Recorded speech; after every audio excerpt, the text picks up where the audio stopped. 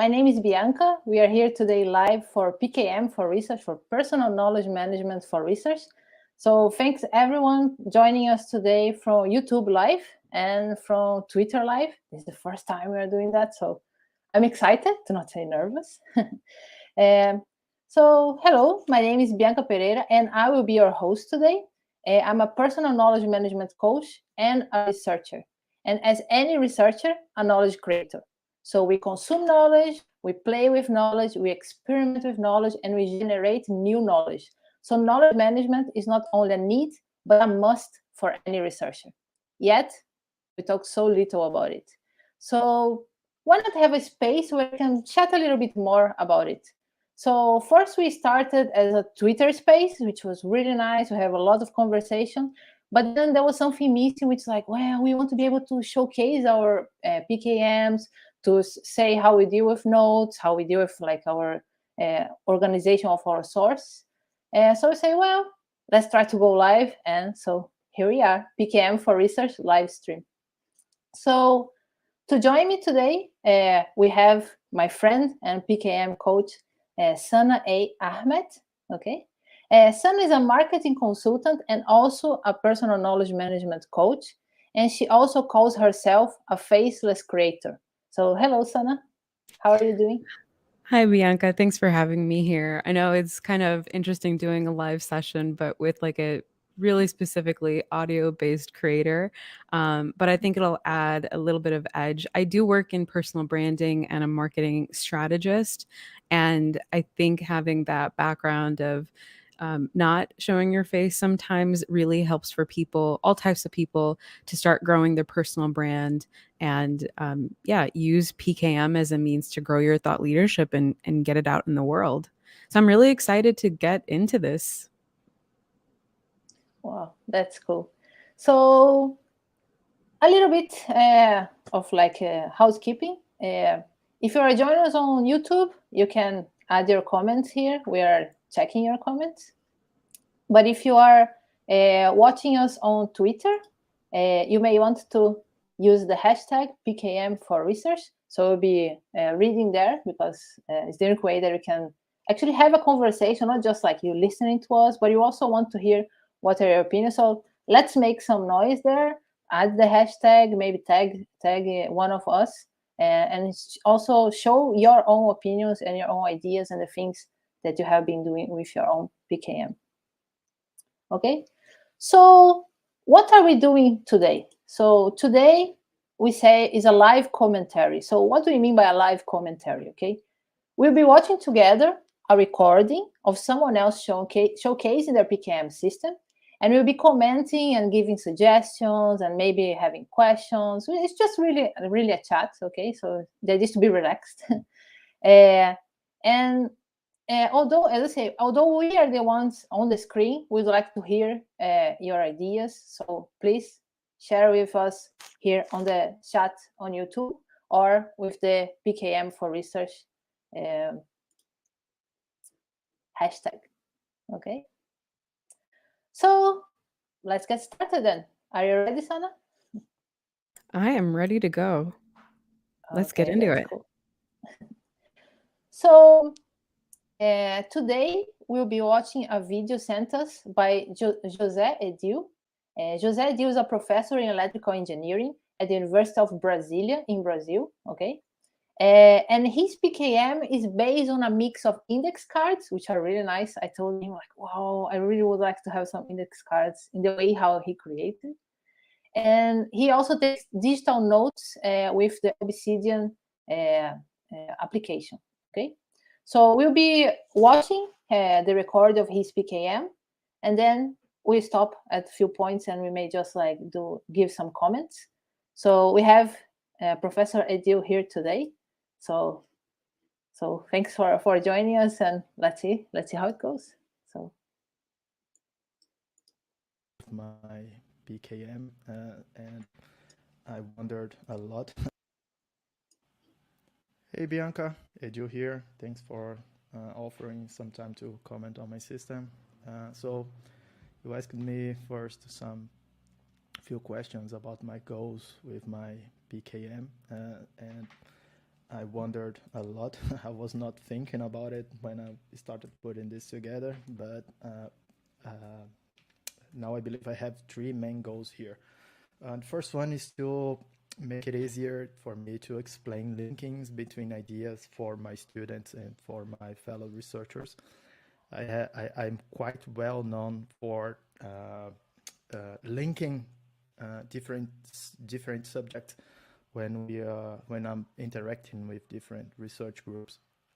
But it's most of the time hard for me to explain how those ideas connect and actually get some good references, because maybe I have something in my head, but I cannot find a paper or a book anymore. And I was really inspired after I read this Zonke Oren's How to Take Smart Notes, and I was really in awe to know more about Niklas Luhmann Zettelkasten system, and there's a hype on the internet right now about it. And I'm also very much inspired by your essays about PKMs, and also knowing about linking your thinking systems and build up second brain framework. So it's kind of a lot of ideas boiling down right now in my mind. So I want to better understand how to put this together in a system. The second goal here is to have a standard process to capture, not only to capture notes and ideas, but also to write about different subjects. And you will see in a moment. I have very many input formats going on. I'm an avid reader. I'm always reading books, but also I watch a lot of lectures and I read a lot of papers on the academic side. Also, I'm learning a lot and seeing and collecting very good stuff on Twitter. And they range, there is a broad range of subjects going on here. So my main interests right now on the technical side are about engineering. I'm an electronics professor in Brazil. Computer science and math. Those are my main research areas. And on the non-technical side, I'm very much interested in economics, leadership, and also learning more about writing. And the third one is to deliver writing for different audiences. And I have three main goals here, my three main targets, which are the academic community, my students by means of lecture notes, and also I don't know, maybe not exactly notes, but tips or how to guide or instructional material for their side projects. I'm a mentor for many students on the engineering department here, and also I'm focusing lately more on a general audience on Twitter by means of essays and visuals, and I'll have some questions about visuals here on the system. So it seems to be a case on how to take notes to generate interdisciplinary knowledge, like you said, knowledge from different subjects. It's like capturing ideas from different areas, linking them, and then disseminating as well to different audiences, which are researchers or researchers in training, like PhD students or maybe undergraduate students, I don't know, and the non-academic audience as well, because I know that you do some very nice visuals for a non-academic audience. So that sounds really exciting to me. So what do you think about that, Sana? I agree with you, Bianca. I was thinking that sometimes I'm listening to unspoken desires from coachees, right? And I love that he's researching and he's thinking about all these things, but he also has his own interests. And it's like, how do I talk about both of these things online? How do I get to be known for these things online? And I think that when you have too many inputs, it can definitely start to cloud how that might come across or be outputted, I would so to say, like in content or how you are getting recognized for those things. So I totally agree with you, Bianca. Okay, that's cool. So now that we know what are the goals, let's see how is the actual system. How is the PKM? So my first question here is, do you all guys keep a single system, everything centralized for different, maybe unrelated subjects, or do you keep more than one system? How do you try to manage, or do you just do a whole mess of ideas and let them boil down on your system here? So, well, the first question then is really like one versus many notice spaces, right? So do we have everything into one single space, or do we have maybe like one place for one, like Vault in this case is Obsidian for work, one for studying, one for personal life? So Sana, how do you do it? I put everything in one vault. I have a hard time even working with other vaults. For me, it becomes a lot to juggle, and I don't know how to connect the different things between vaults. So I've taken the liberty to set aside working areas like work benches to maybe bring different ideas that I had in a different vault or even a different note taking app. And I will dump those notes into that folder and I'll start to work through it on its own to see how it links with everything else. And I think that's important for me because I want to see how my professional and personal life and happenings and thinkings have so much to do with one another. And I think that it makes it makes it a lot easier to calm down on the inputs naturally by thinking like that. I feel like if I put too much into many different things, then it becomes a lot to focus on, and then I don't know where that energy could possibly be dispersed, if that makes sense. How about you, Bianca? Yeah, well, first I agree with you. You know, like usually it's interesting that this question always comes, especially when people talk about research, because in my case, for example, I started creating my vault for research specifically, but then after I start to okay, but I want to add other things that I'm learning that have no relation with my research sometimes, but could become related to my research. So how can I actually put those things together, and maybe some things which are related to my life, how can I actually connect them? And I would agree with you that the best thing for generation of ideas, for the emergence of ideas, if you like, is to put into one vote. But I also see how having more than one vote could be good, which is something that I am actually exploring now. Uh, One case where I can see that you may need to have more than one area, more than one node space, I like to call, because if you're not in Obsidian, it's not a vote, is when you have knowledge which is IP protected. So you are creating knowledge which is protected, like by IP. So like you're creating knowledge towards that document, or towards that artifact that will be protected, and you want to keep track of that knowledge separated from other knowledge that is not related in the work, that no one, let's say your employer or someone else will claim IP over that. So the good part of using Obsidian is that you can have best of both worlds, I believe, because you can have the vote which for whatever will be IP protected, and then it becomes a sub vote for your main vote where you have everything. So you can still connect the ideas, but you have that separated. So if you need to keep track out when was this knowledge created or things like that, it is still available. But if anyone there knows more about IPs, really like share your information in the comments. Okay.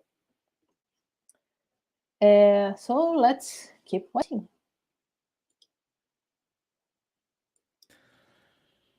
The second thing I wanted to show, and maybe you may comment on this. Sorry for those being in Portuguese, but I just realized after that I started recording this that maybe it would be better to do it in English, but here we are. I have three main kinds of ideas, if I can put this in this way. Those on the left are sources of ideas, so they come in books, emails, YouTube videos, all the kind of material that I consume daily. I try to not process them, but capture them. And mainly I use paper fleeting notes. And here is an example that are sitting on my desk right now of notes that I will use for some time, some for maybe a few days, some maybe for the whole year, like this one here in the bottom. So I'm a huge fan of paper. For me, paper is the killer app. I cannot think without sketching something. But sometimes I'm on the go. I'm moving. I'm traveling. I don't know, or I just don't have paper to write about, or a pen in hand. So I use an app called Drafts. And what I like on Drafts is because it's text-based, just like Obsidian here that you were seeing, and it does not allow you to actually put figures or put images there, or because I used to just take a print on my phone or something, but I just realized that text is way more effective for this.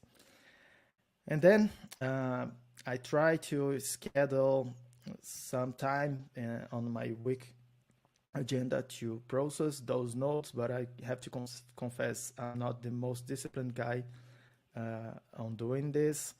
And they go on three kinds of permanent notes here. The first one is what I'm calling a literature note after the book by Orens.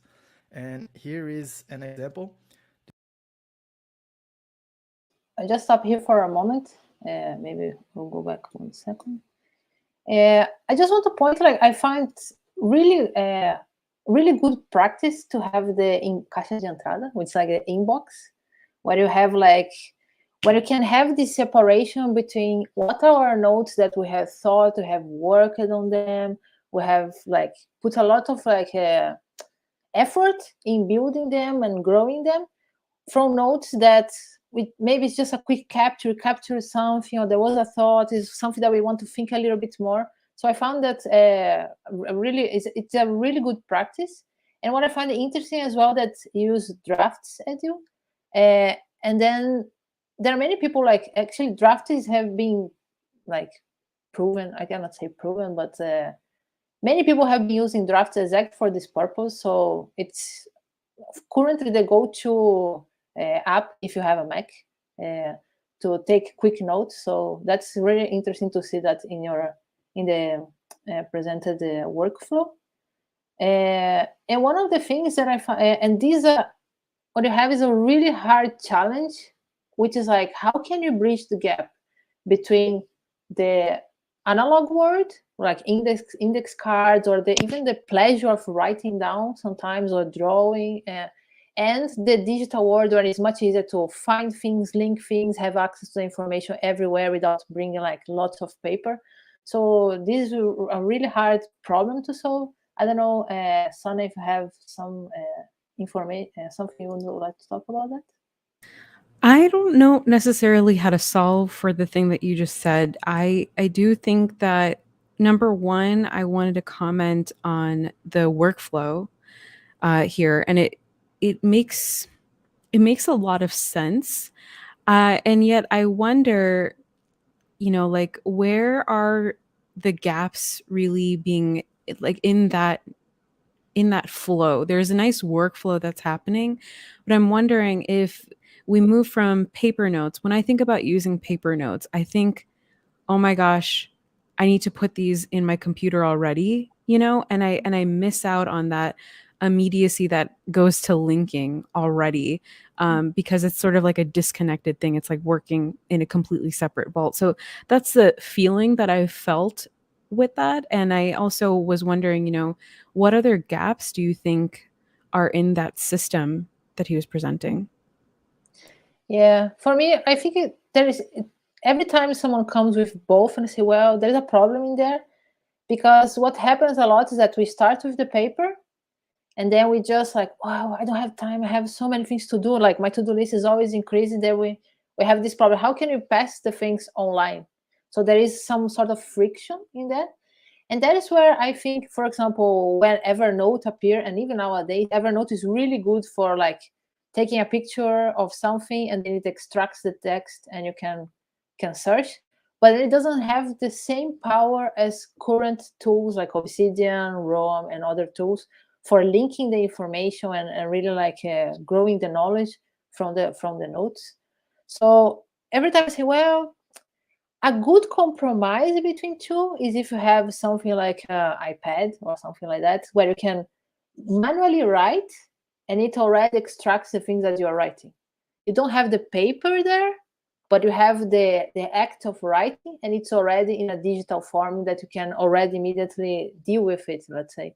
So that's what I find like useful to think about, because that is really hard to bridge the gap between the totally analog and totally digital, because we are not in a stage where we have the tools to really bridge the gap very like easily. There are cases, okay, there are notebooks that you write in a notebook and then you take a picture, and then there is the OCR. There is still a process like take picture, do this, do that. Sometimes it works, sometimes it doesn't. So you spend much more time thinking through what is written there and repeating what is written there, rather than coming up with new ideas or trying to grow the idea. So it stops a little bit the process, which in my opinion is not necessarily bad, because sometimes it's good to slowly review a previous thought so that you can say, okay, do I still care about it? Is it something that I want to grow? How can I grow this? So there is this as well, but it's a hard thing.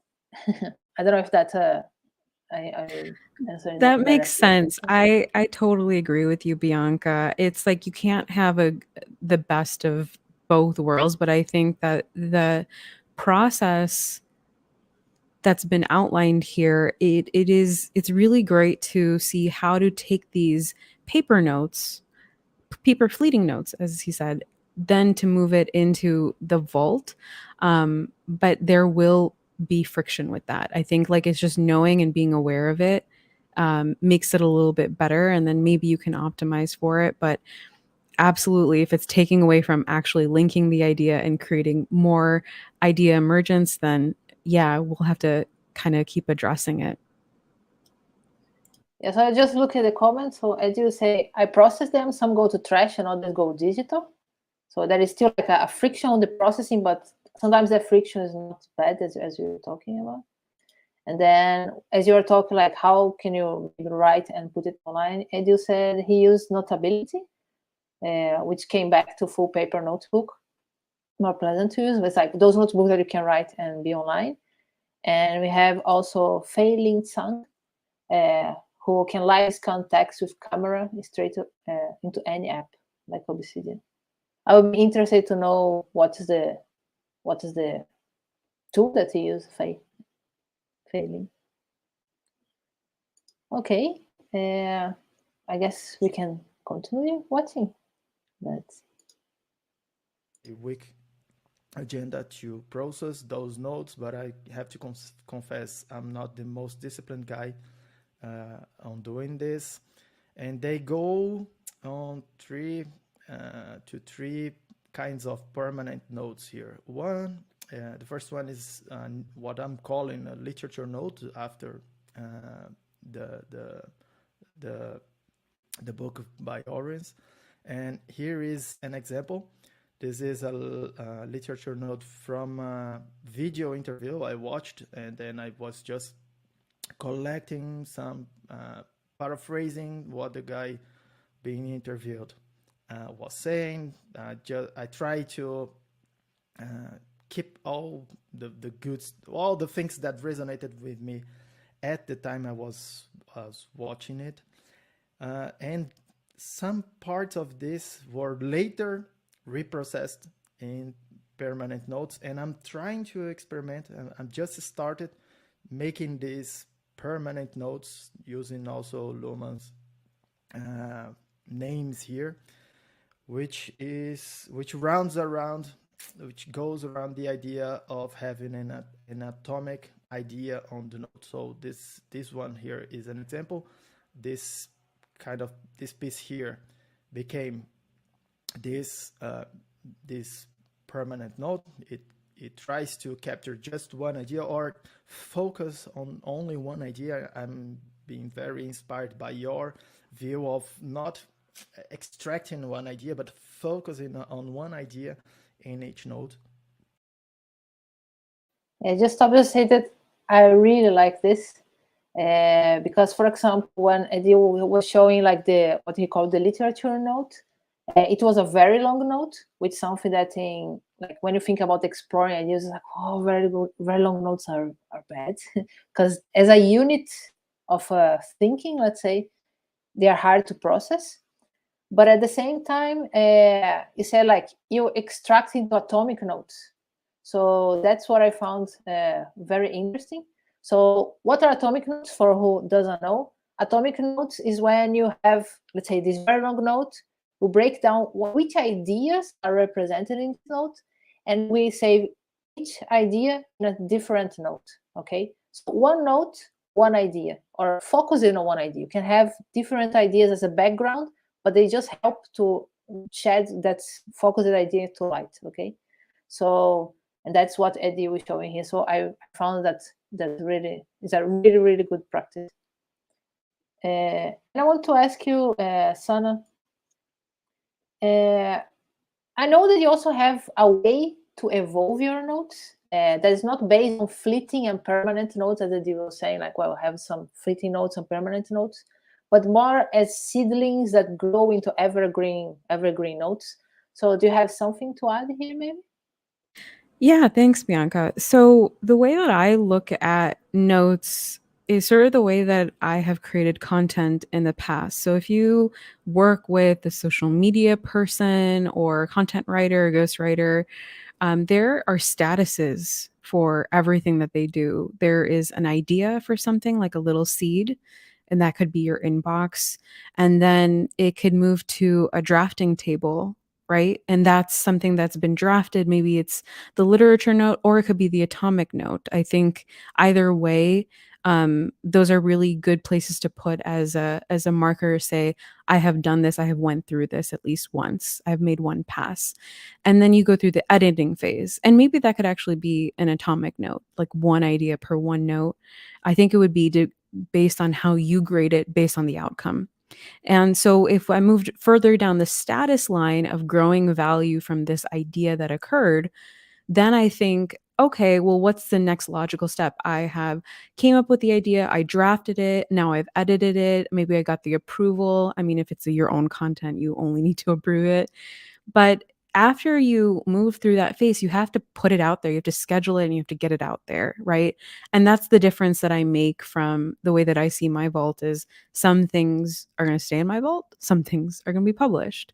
But that's basically the mechanism. And at that point, my grown tree, like a seed that goes into a bush or a tree, could be the seed for someone else. And that's the organic way that I kind of look at it is it's more of how do we take these ideas, work on them, but essentially get them out there so that other people can think, and then we can think it more and think more and think more. So that's basically how I look at it.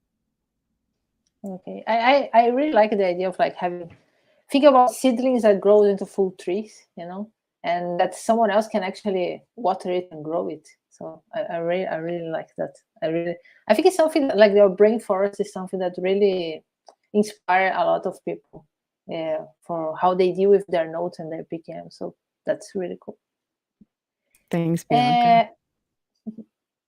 And just for those joining now, so This is PKM for research. We're talking about personal knowledge management for research.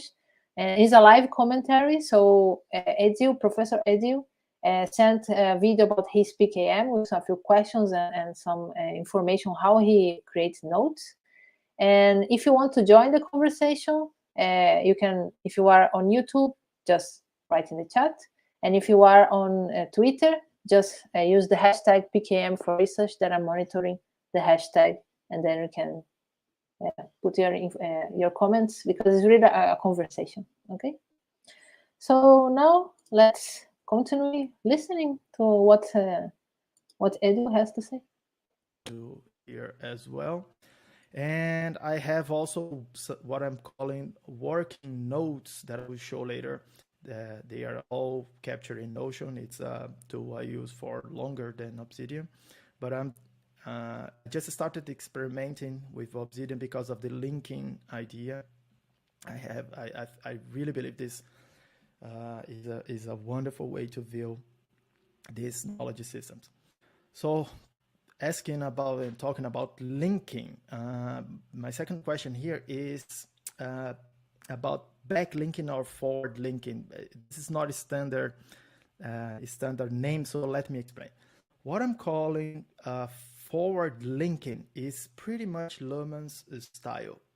He used a physical box of papers like Zettel Custom, and it's kind of easy to make notes on a sequence, because you have the first one and you take a new physical note and put that on the sequence, and then you when you start going through the notes or rereading your notes or going through them again, you can follow the same order that the notes were actually put together, or the thoughts were thought, right? So to show you an example, this is what I'm trying to keep on my notes. This one is the first note on a sequence. This came after when I was reading Seth Godin's blog, and then I just wrote this thing about maps. Then I remembered not a very famous, but a quote I like very much from Solomon Golub. So I captured this note of this quote on this note here. I think it's an idea per se. And then after I just realized, coming from another talk, or I don't remember why, but I came out of this idea that a plan is a process, and people confuse plans with maps. And I really believe plans are not to be thought as maps, but as processes, as those feedback loops. So I was inspired to make this third note here, that you can see they all come together in a sequence, right? But that one inspired me later to write, where is it? This other note here, which is the fourth one on that sequence. But every time I wrote a new note, like for a new piece on the sequence, and I wanted to append to make a list, I had to search for the other note and then link it to the new note. And in this one, I noted that I did something different, because I just wrote it, and when I linked it to the looking back and not going back into the other note and making the link. So if you see the link that is here, it links back to the other note. So this is what I'm calling linking forward or linking back. So I hope you got what I'm trying to say here. Where is and so what do you think about this? Do you think, does it matter? I'm trying to follow Luhmann's style of always looking forward. A note links to the next, and the next to the next one, and so on. But I really see it's easier to do the opposite here. The tool, it's just easier to link back into someone's notes. And do you think it makes a difference? Do you think this is important or not? So linking forwards or linking backwards? I would say maps of contents instead. So what do you think, San, about that? Yeah, I was thinking the same thing as you, Bianca. It's like the idea of linking backwards makes total sense. When you think of a website and you think of slash, backslash, backslash, backslash, there is always a preceding page that came before it, right? It's like a blog post came from the blog, right? Or this one page came from this website, and it makes complete sense to link backwards. But the way that I've learned how to do it with you, Bianca, and through the light frameworks is by using MOCs. And the best thing about MOCs is I can leave a trail of breadcrumbs at the bottom or at the top, wherever you want to put it. But it tells me exactly, okay, this is exactly how I got here. And this is how it goes back to the top of this big thing. But then I don't want to get stuck doing that. I think it's it's an easy way to link. But the harder way to link is, okay, how does this relate to something that has nothing to do with this MOC, if that makes sense? Yeah, because when we say like linking forward or backwards, as you were explaining, is really kind of unidimensional. You either go forward or backwards. And as he explains, the reason is because originally you have an index card, and there is just like you either put in front or in the back of another index card. And we have even Thiago here saying like if that's the way how you want to go. In Obsidian there is a plugin which is called the breadcrumbs plugin, where you can keep track of the links of going one direction or the other. But it's limited, as you were saying, like it's limited because it's either back or forwards. But then one thing that I found really interesting is this idea of maps of content, which was a term created by Nick Milo from Linking Your Thinking framework. Okay, and it basically it's a node with the function to create, organize, and expand through linking to other nodes. Okay, in its base form is a node with links. So what is different from having these types of nodes is that you can have not just like forward or backwards, but you can have laterally. You can have, let's say, the same node can be part of multiple streams of thinking, let's say, without having these constraints that is either forward or backwards in one line, let's say. So let's say you create one node and it's your forward chain, and this is an MOC. So you create another node and it's your backward chain, as you are thinking about. That's another MOC. And you have another one which actually is not even a sequence, you're just clustering things together, another MOC. Or you can have is more like lateral thinking, or like it's not like backward or forward, if you like. It's more like, okay, this thing goes back to this. So I found that much more powerful, like it's more 3D, if you like, rather than have forward and backwards. So that's how I would do, and Sana say we would do these types of clustering or organization or chains of thought would be through MOCs, which is the idea from Nick Milo. Do you want to add something else, Sana, or should we keep watching?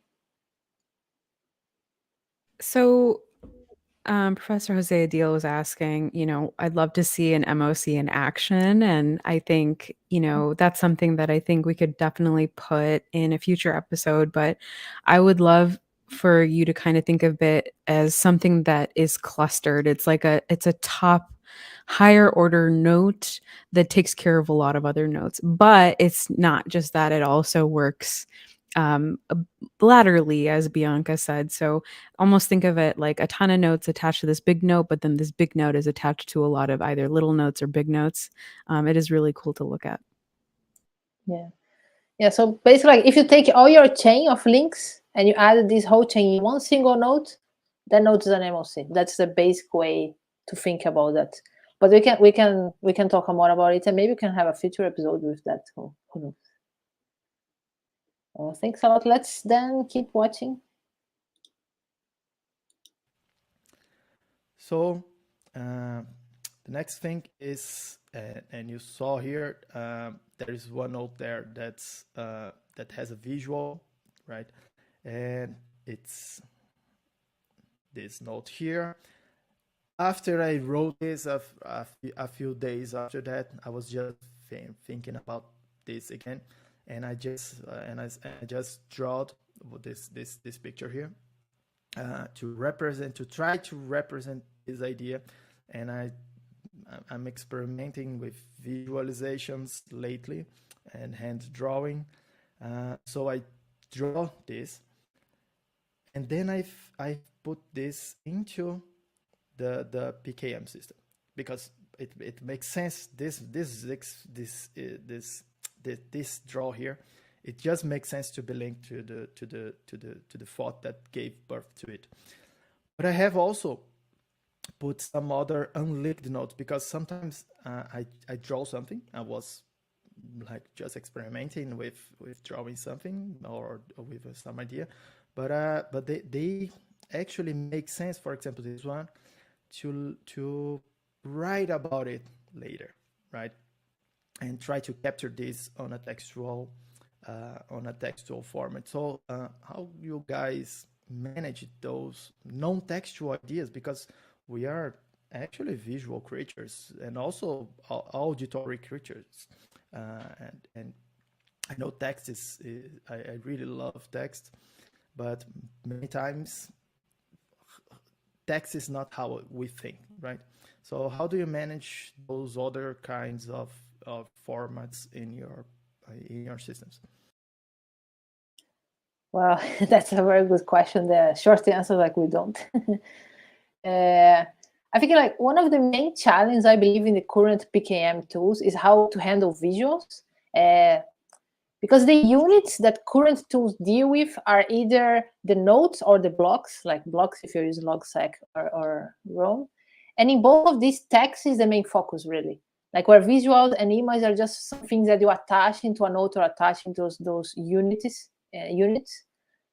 So the way how I deal with visuals is really like, I have an idea, the note represents the idea, I have the text around the idea, and I have the image representing the same core of the idea. And I suppose like the best that we have at the moment is a Excalidraw plugin for Obsidian. There was actually one video from the creator of Excalidraw today, he published today, which was a very interesting one. He's like, how to do some automatizations, with the visual information. So you can embed one image inside a bigger image, and then you can navigate through your notes. And he was even showing how to use one of the plugins where just by clicking, you can see a hover of the notes themselves. So I think it's a good idea to look into the Excalidraw plugin for Obsidian, because that's, I think at the moment, that's the best we have for managing visual, and not visual organization of notes, but visual creation of notes, like, which I think that's where you're coming from. I don't know, Sana, you have any thoughts about that or any experience with the visual side of things that we can? Yeah. This is such a big thing, I feel like, in my Obsidian that's been missing, that I've started to experiment with ways to set up visuals and how to really make them stand out in my PKM system. I think there are a few plugins. I can't remember off the top of my head what they look like. I think one of them is called a gallery, but I haven't played around with it to actually see how you can organize the pictures or the files that you have within that gallery. I think thinking about a gallery, the way that I've started to sort of work with visual notes, not visual framework, actual like pictures, right? Instead of just placing it in an attachments folder or having like subsequent drop down folders to carry a PDF versus a PNG, right?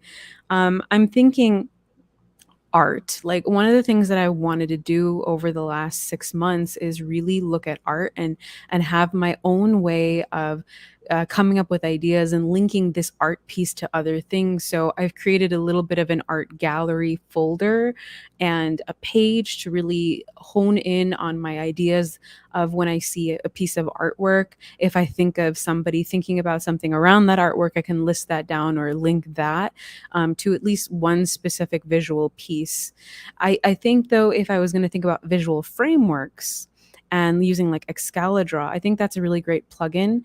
I favor Miro or Miro boards, and I don't think that you can work within that as a plugin as of yet, but you can embed it. I feel like you can do so much with just embedding videos, embedding Miro boards specifically. That's the one thing that I shared in my capstone.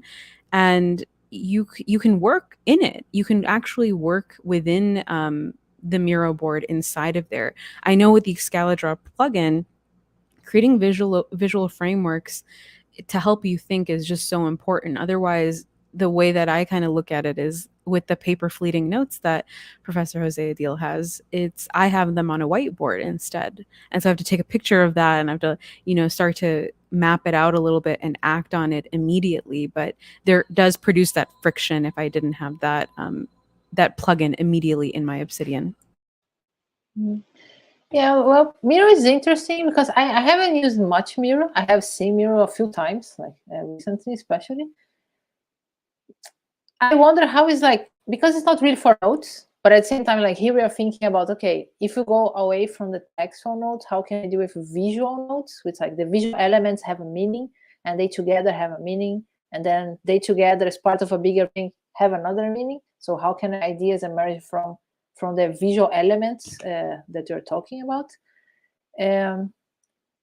The main thing, well, some time ago I had this question on Twitter, and there are a few people engaged with it. Eli and the creator of Excalidraw, they were like in a very strong discussion, which was really nice for me to observe that.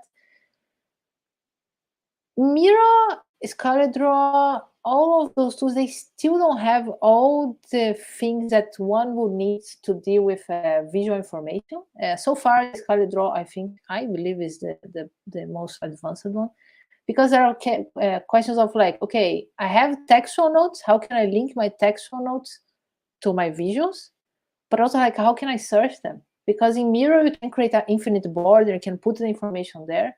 But can you actually find and create links between things? So that would be my question. That's my question. Is like, I'm not sure.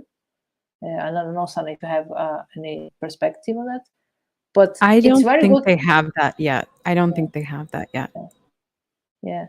So what I found that the current state of tools for management of visual information is very poor. And so far, the best ones, depending on what's your goal, is either a Miro, if you want to go full image, or the Excalidraw plugin. And actually, if I ask Eli on Twitter, he may give a few other answers, because he was sharing a few other possible solutions for image. But so far, the word of PKM is still text-based. So that's not the question, not the answer I think Edu was expecting, but that's like what we have seen so far.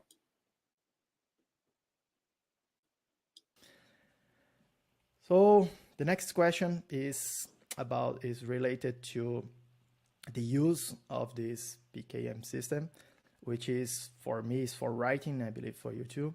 And let me just show you, because I managed my writing in a pipeline here in Notion. I have this Kanban with ideas, some pieces that I'm still researching, some things that I have outlined, some sketches or first drafts or something, and then final pieces of writing or drawing. So this is really this is how I use Notion the most. This is my main Notion board here. It has pretty much everything I do in Notion pretty much every day. But I was thinking about how to manage this on Obsidian, or maybe have just one tool to really manage this, because I don't know. I just feel some friction about when changing tools here. So how do you guys manage longer pieces of writing that extend for many days and for many pages. How do you guys manage, and which tools do you use, and how does it integrate with the atomic notes that you probably keep also in your system? Well, so how to manage long pieces of writing, right? Well, first thing, like you are using Notion, you're using a Kanban there. You can have a Kanban plugin in Obsidian, so you can still use a Kanban if that's something that you want to do. So this is on the technical side. But when it comes to writing, there are ways that I would deal with it. Like, I mean, it's a full episode just to talk about ways how to write full text from our notes. But basically, I could write, let's say, top down, which is the outline first, which seems to be the process that they're using here, because you have a step, okay, create outline and then create the text.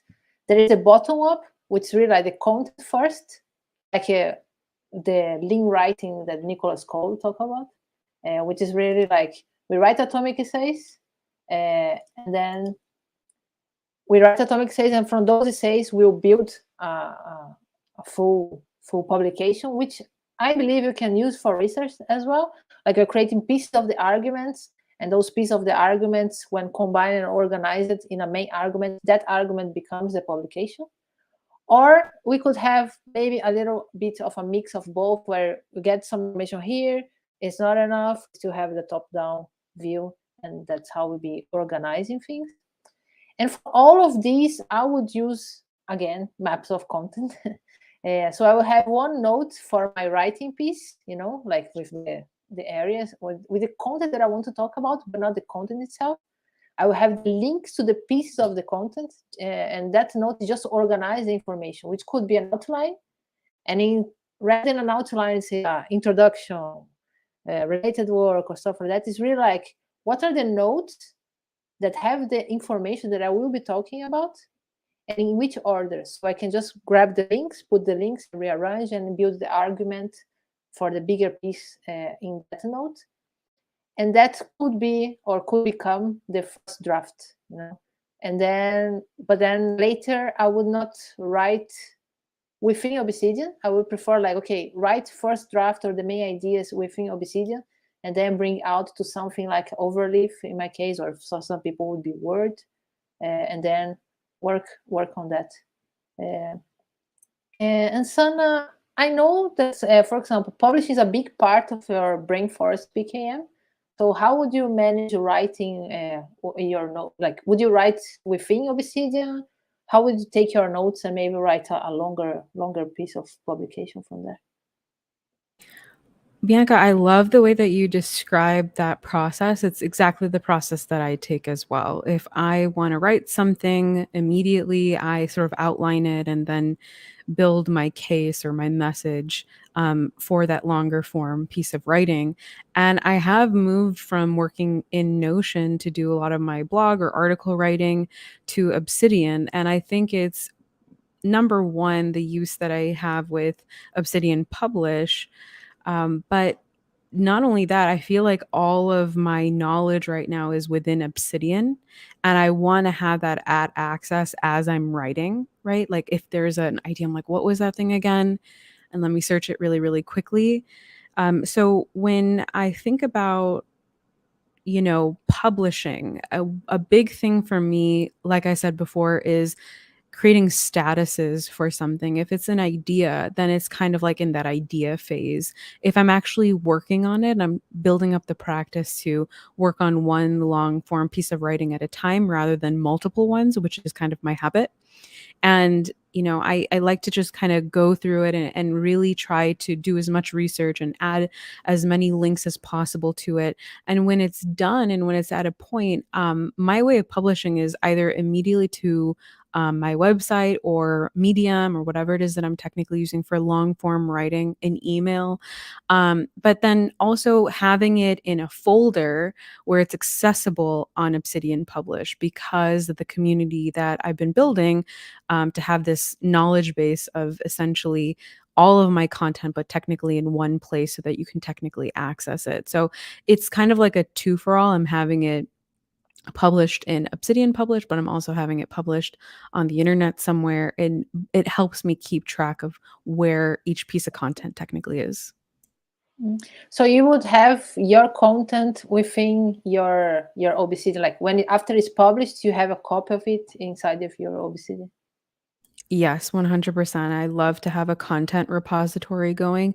I find that it makes it a lot easier to repurpose content, number one.